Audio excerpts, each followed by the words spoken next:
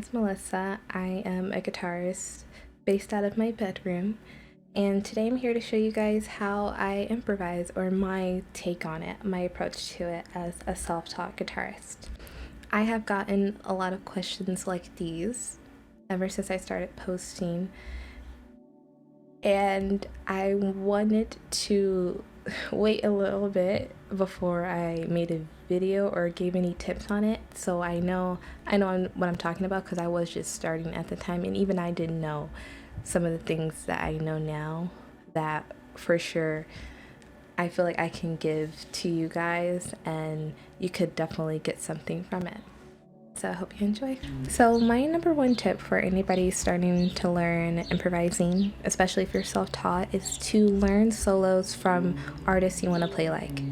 And then once you learn that solo, you dive a little bit deeper into it.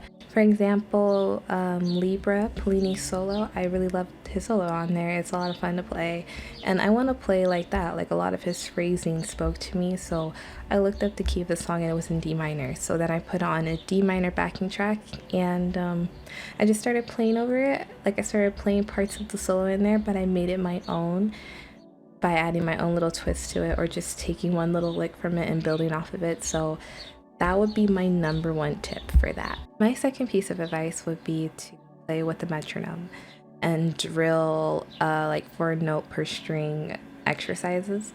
My favorite one would be the Flight of the Bumblebee. I really like that a lot. It's not hard, but it looks like something like this.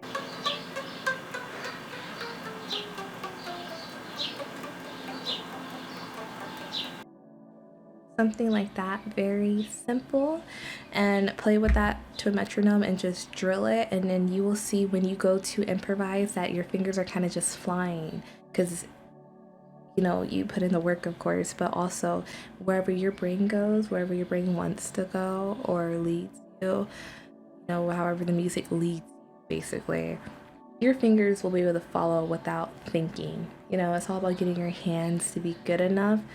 So as you're training your brain, like, you won't have to worry about your hand not following, because it will get to a point in your playing where you'll realize that your left hand or right hand is stopping you from doing something, and you never want that. So just really focus on using a metronome, or try to remember to. It can get boring, but it will pay off so bad. My third piece of advice would be to write down your goals, of course.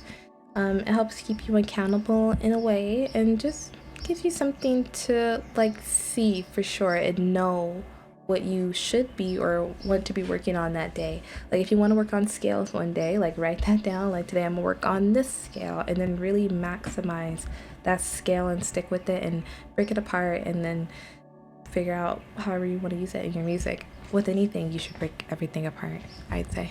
But just like with anything with music that you learn, if you want to become a good improviser, it's all about internalizing. That's what I have learned.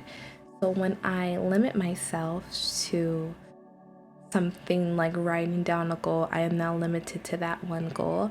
I'm also practicing limitation in my playing too, because I only have one thing I'm working on, not like the whole board I'm worried about, just one little, I don't know, like pentatonic thing. Like, I'm trying to make more than just what it is. I hope that makes sense. I don't know if that makes sense. I hope that makes sense. My fourth piece of advice would be to record yourself. When you record yourself playing, you can see yourself in real time, and you'll be able to see and hear what others would have heard and seen if you were playing in front of a live audience, or just like a friend, or jamming with somebody. So it really helps you hear what you do and don't like about yourself, and where your weak points are, and that's very important.